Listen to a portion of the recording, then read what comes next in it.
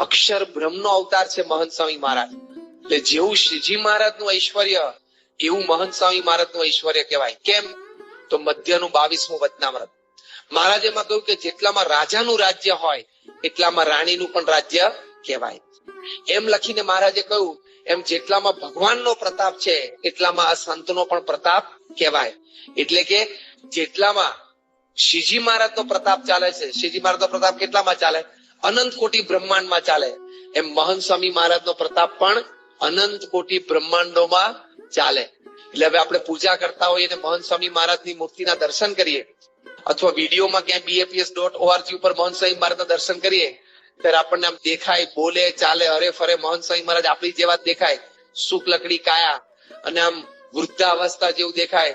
બોલે તો ધીમું ધીમું બોલે, અમુક શબ્દ આપણને ઓછા સમજાય એવું બોલે. એ બધું જ આપણને સ્થૂળ દેખાય, પણ મહિમા એ સમજવાનો કે અનંત કોટી બ્રહ્માંડની ઉત્પત્તિ, સ્થિતિ અને પ્રલય શ્રીજી મહારાજની દ્રષ્ટિથી કરનાર અક્ષર બ્રહ્મ આ મહંત સ્વામી મહારાજ મારી સામે બિરાજમાન છે.